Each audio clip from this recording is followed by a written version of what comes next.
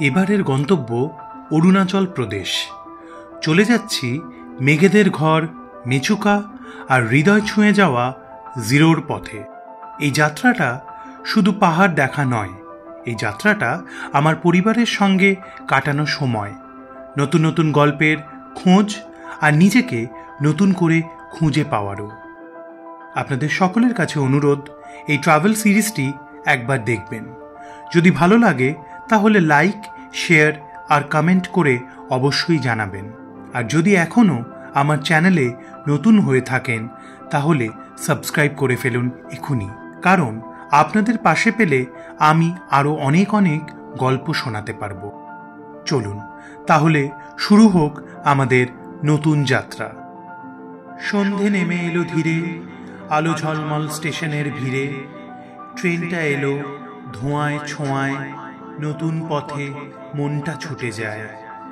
হাতের চায়ে গরম ধোঁয়া, জানালার ধারে গল্পের ছায়া। লাল সিগন্যাল সবুজ হলো, রাতের আকাশ ট্রেন ছুঁলো। আলো অন্ধকারে ছুটে চলা গান, শুরু হলো যাত্রা স্বপ্নের বানান। নতুন এক সন্ধ্যা, নতুন এক গন্তব্য। দিনের শেষে শুরু হলো এক যাত্রা। কখনো কখনো শেষ থেকেই শুরু হয় নতুন গল্প।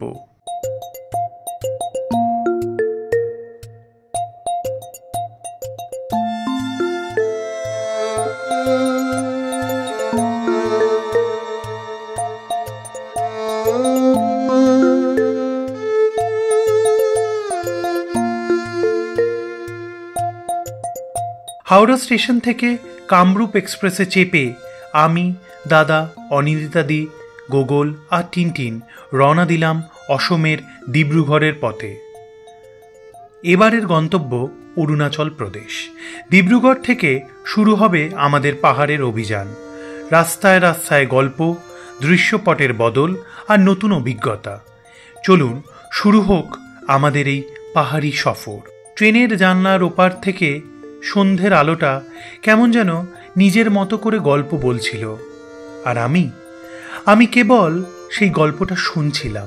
সময় বেড়েছে তখন 8:25, আর হঠাৎ করেই হৃদয়ের গহীনে জপ করে উঠল হরে কৃষ্ণ হরে রাম, কারণ ট্রেন পৌঁছে গেছে নবদ্বীপ ধামে। গোগল মজেছিল গল্পের বইয়ে, আর টিনটিন হঠাৎ করেই ব্যস্ত হয়ে পড়েছিল পড়াশুনো নিয়ে। শিক্ষক হিসেবে কিছুক্ষণ আমাকেই বেছে নিয়েছিল বোধহয়। রাত গড়াতে তখন প্রায় 9টা। আইআরসিটিসি থেকে আগেই অর্ডার করা ছিল ননভেজ মিল, যা ট্রেনেই হস্তান্তর করলেন কেয়ারটেকাররা। ডিনারে ছিল ভাত, ডাল, চিকেন কারি আর আচার। ট্রেনের দুলুনির সাথে রাতটা ছিল একেবারে গল্পময় ঘুমের। সকালে যখন চোখ খুলে বাইরের দিকে তাকালাম, মনে হলো যেন সব কিছু বদলে গেছে। এটা আমার চেনা শহরের সকাল নয়, এ এক অচেনা অজানা চলমান সকালের শুরু। সকাল 7:28 পৌঁছলাম ফালাকাটা স্টেশনে, আর ঠিক 14 মিনিট আগে 8:01 কামরূপ এক্সপ্রেস ঢুকে পড়ল নিউ কোচবিহারে। ট্রেন চলছিল নিজের গতিতে, আর আমি কখনো কিন্ডেলে বই পড়ে, আবার কখনো গুগল টিনটিনের কাণ্ড দেখে সময় কাটাচ্ছিলাম। এই দুজন যেন প্রতি মুহূর্তে আমার সামনে হাজারটা গল্প হাজির করে, আর আমি শুধু দেখি। লিখব ভাবি, তবু লেখা আর হয় না। শুধু গল্পগুলো আসে, আরও বেশি করে আসে।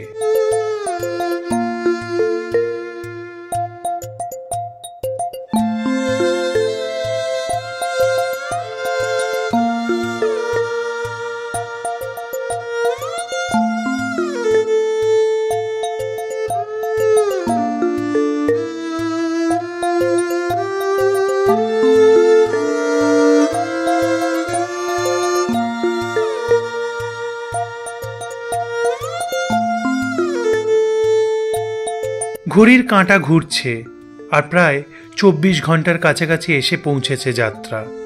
তবু আরও কিছুটা পথ এখনো বাকি। যত ট্রেন এগোচ্ছে তত লেট করা শুরু হচ্ছে। হাওড়া থেকে ছাড়ার পর পুরো সকাল পর্যন্ত অন টাইম ছিল, কিন্তু সময় কেটে যাচ্ছে যেন জলে ভেসে। তাই আমরাও কখনো আঙুর খেয়ে আবার কখনো বাদামে মনোযোগ দিচ্ছিলাম।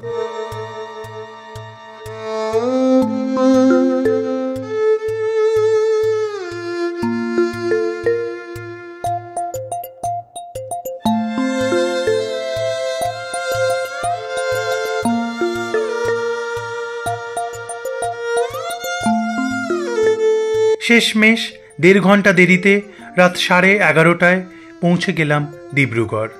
সেখান থেকে অটো ভাড়া করে পৌঁছলাম আমাদের প্রি-বুকড হোটেলে, যার নাম ডিব্রুগড় অ্যাড্রেস।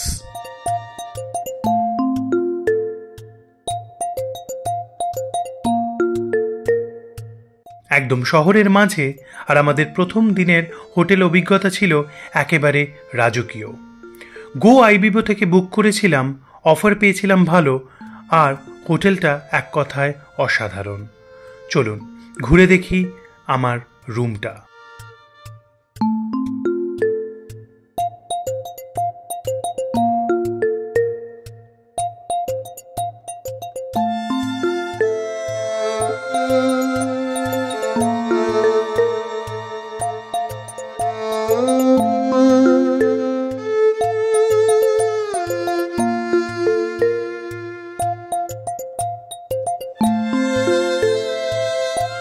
একটা আরামদায়ক শান্ত হোটেল রুম।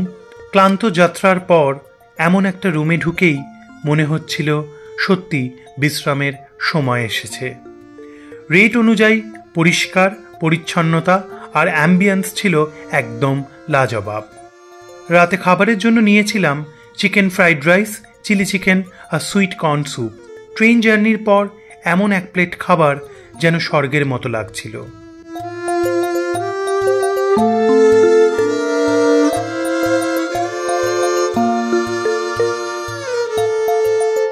পরের দিন সকালেই শুরু হলো নতুন এক জার্নি। ডিব্রুগড় থেকে রওনা দিলাম অরুণাচলের উদ্দেশ্যে। নতুন রাস্তা, নতুন প্রকৃতি আর একেবারে অন্যরকম অনুভূতি।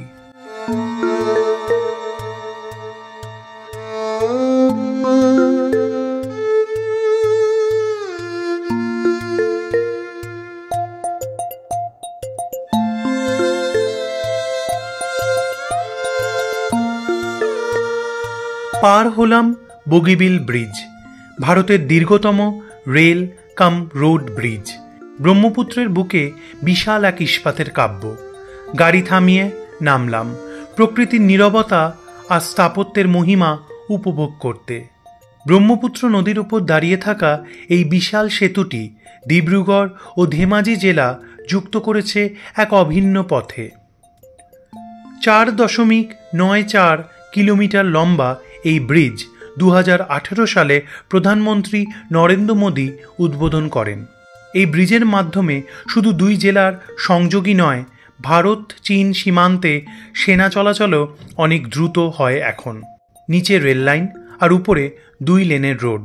এমন প্রযুক্তি ভারতবর্ষে খুব কমই দেখা যায়।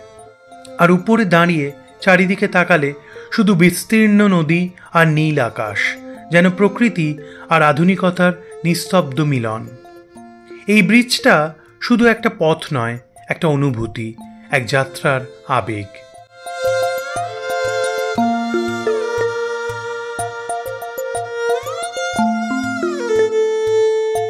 সকাল 11:10 আমরা লিকাবালি গেট দিয়ে প্রবেশ করলাম অরুণাচল প্রদেশে। মনটা তখন কেমন একটা অজানা আনন্দে ভরে উঠেছিল। একটা নতুন রাজ্য, নতুন সংস্কৃতি, নতুন গল্প। সামনে কি অপেক্ষা করছে জানি না। চারপাশে পাহাড়ের ঢেউ আর বুক ভরা রোমাঞ্চ।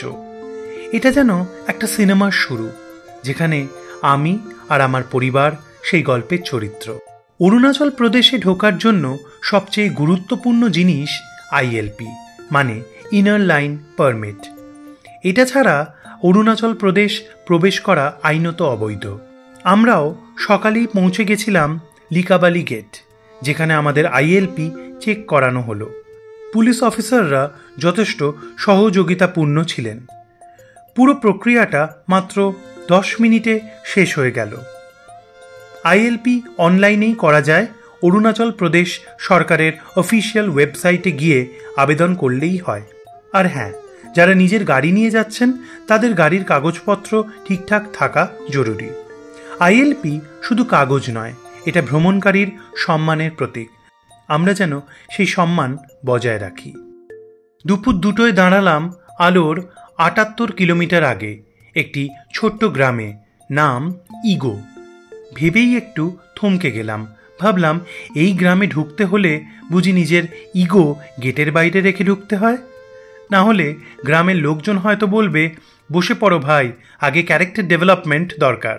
অবশ্য এখানে ঢুকে দেখি শুধু নামেই ইগো, ভিতরে কিন্তু একদম শান্ত নিরঅহংকারী একটি গ্রাম।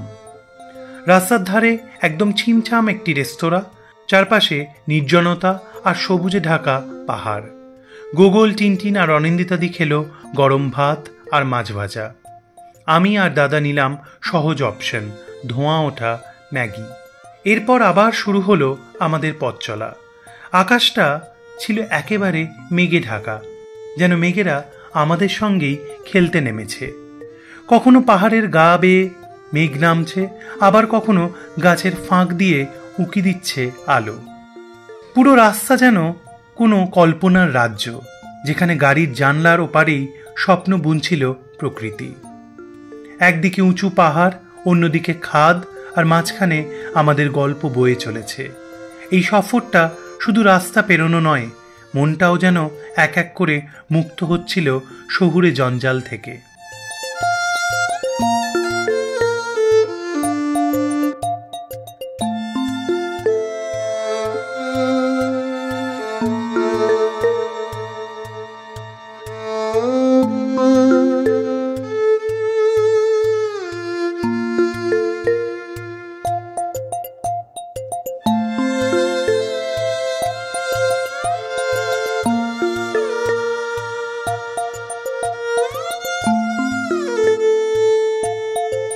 ইতিমধ্যেই ঝমঝমিয়ে নেমে গেল বৃষ্টি, আর গাড়ির ভিতর টিনটিনের ও পিলার ক্যাটারপিলার খেলা চলতেই থাকলো।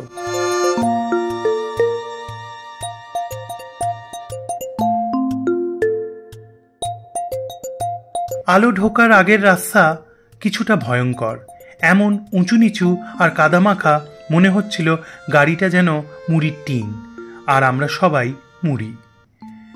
দুপুর 3টে ছুঁই ছুঁই, ঠিক 3:46 আমরা ঢুকলাম আলো শহরে। আলো পশ্চিম সিয়াং জেলার এক শান্ত শহর। পাহাড়ের বুক চিরে গড়ে ওঠা এই শহর যেন সবুজের মধ্যে লুকিয়ে থাকা এক শান্ত আশ্রয়। চারিদিকে ধোঁয়া মাখা পাহাড়, আর মাঝে ছোট ছোট ঘরবাড়ি, আর বয়ে চলা সিয়াং নদী, যেন এক কবিতার শহর। এখানে আদিবাসী সংস্কৃতি এখনও বেঁচে আছে গর্ব নিয়ে, বিশেষ করে গালো জনজাতি, যাদের জীবনযাপন, পোশাক, উৎসব সবই একেবারে আলাদা আর অপূর্ব। আলো শহরে আমরা থাকলাম লিনিয়া হোমস্টেতে। তবে এদিন আমরা 2টো ঘর পাইনি, তাই সকলে মিলে একটা ঘরেই অ্যাডজাস্ট করতে হলো। কিন্তু তাতেও যেন আনন্দে একটুও ভাঁটা পড়েনি। গোগল আর টিনটিন তো একেবারে খুশির চোটে লাফাচ্ছিল। আজ সবাই এক ঘরে থাকবে, এই ভাবনাটাই ওদের চোখে মুখে আলাদা এক উচ্ছ্বাস এনে দিয়েছিল।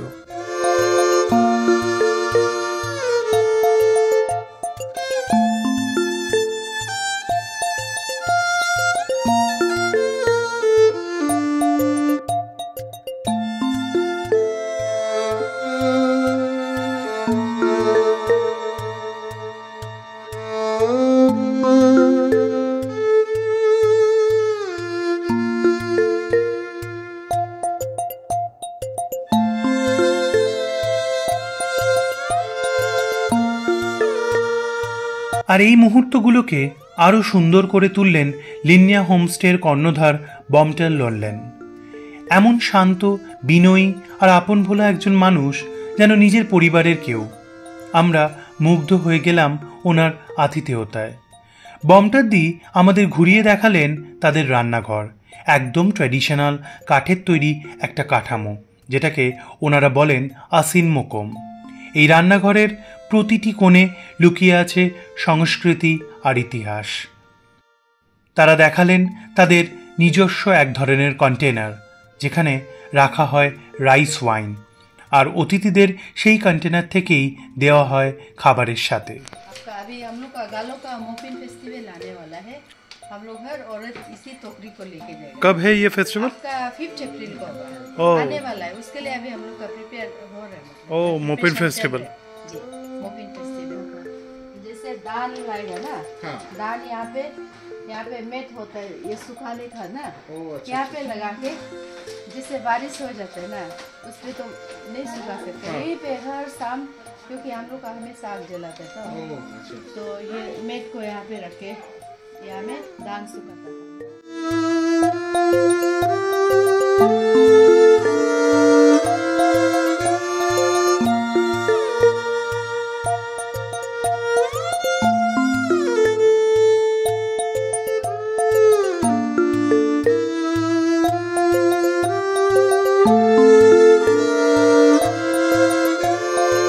এই অভিজ্ঞতা ছিল একেবারেই আলাদা। একটা পরিবারের মতো আমরা সবাই মিলে থাকলাম, খেলাম, গল্প করলাম, আর বুঝে গেলাম পাহাড় শুধু প্রকৃতির নয়, পাহাড়ের আসল সৌন্দর্য এখানকার মানুষের মন। রাত নামতেই আলাপ হয়ে গেল গোগো, রাজা ও ভুতুমের সাথে। রাত 8টায় আমরা বসলাম রাতের খাবারের টেবিলে। মেনু ছিল রুটি, চিকেন কারি, ডাল আর আলুর তরকারি, একেবারে গরম গরম, মন ভালো করে দেওয়া খাওয়া। তবে গোগল, টিনটিন আর অনিন্দিতাদি রুটির বদলে খেলো তাদের চিরচেনা পছন্দ ভাত। ভাতের সঙ্গে আলু আর চিকেন, আর সঙ্গে ছিল হালকা গল্পের ঝাল মশলা। এই রাতটাও ছিল পাহাড়ের কোলে একটুখানি শান্তি আর মজা মেশানো। একটা ঘরে থাকা, একসাথে খাওয়া আর একসাথে গল্প বলা, এটাই তো ট্রাভেলিংয়ের আসল আনন্দ, তাই না? পরের ভিডিওতে নিয়ে আসছি মেঘের বাড়ি মেচুকাকে। আমি স্টোরি টেলার সন্দীপন দাস এই ভিডিওটি এখানেই শেষ করলাম। ভালো থাকবেন সকলে।